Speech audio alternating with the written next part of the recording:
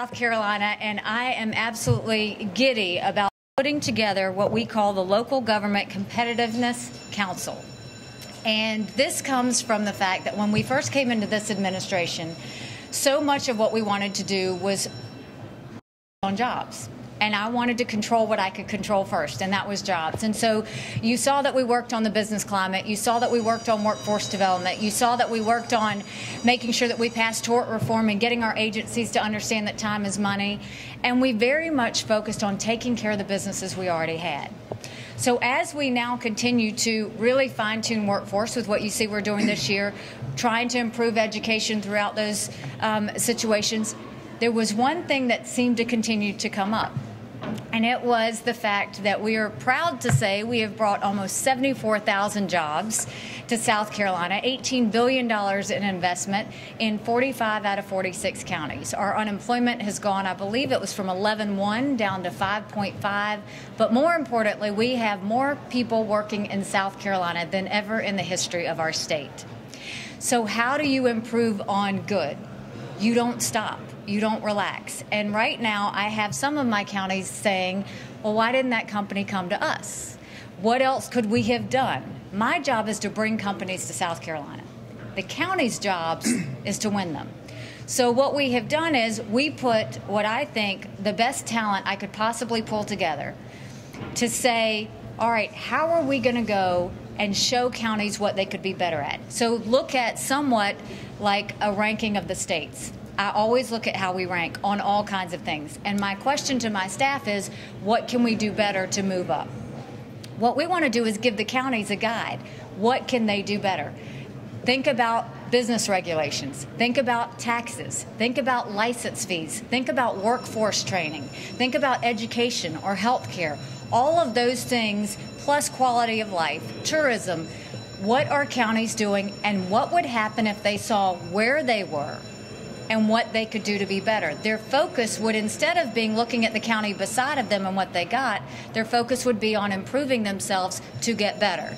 And so I had this idea, and I thought that Director Rick Reams would be the perfect person to chair this, because he sees county by county, taxes, regulations. He's very close with all of our other directors that deal with the agencies and deal with those counties, and he understands business. And he also understands my relationship with commerce and what we're trying to do to bring more jobs and get them into the areas that we need to. And so we are very excited about this Competitiveness Council. They're going to start to get to work right away in looking at all the elements that need to be studied to really put a summary together for these counties. And what we hope our end goal is once we come out with this report and we talk to the counties about it, when they go to decide something for the county, they will know whether they should be voting for that extra fee. They will know whether they should be increasing taxes, decreasing taxes. They will look at their infrastructure and see whether they have what's needed.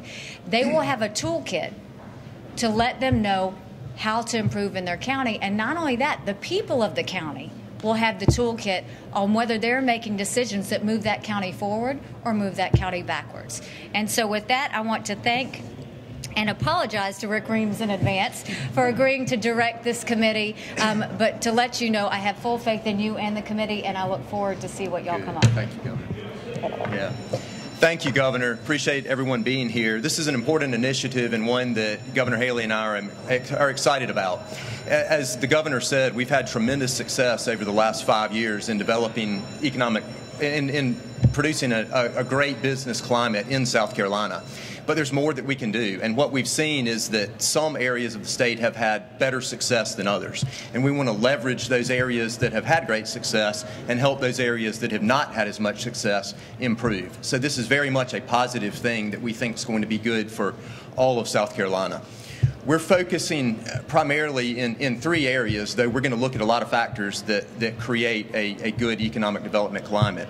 And primarily right now, we are looking at public infrastructure, and we have individuals assembled behind us that have experience in these areas. But public infrastructure, taxes, business regulation, and workforce readiness. And again, the committee that we have established brings a wealth of experience from the private sector, and they're community leaders that know what these areas mean to business.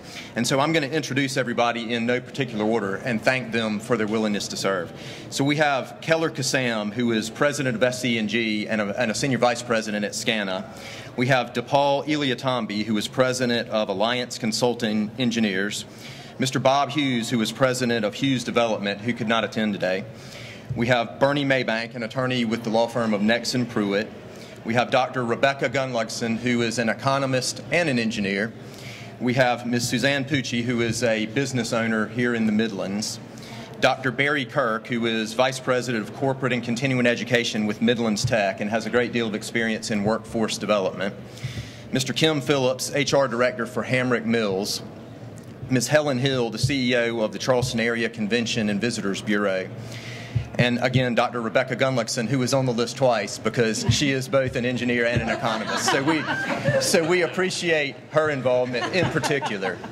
As I said, we have a great wealth of talent here. We thank them for their service. We're excited that they're willing to participate.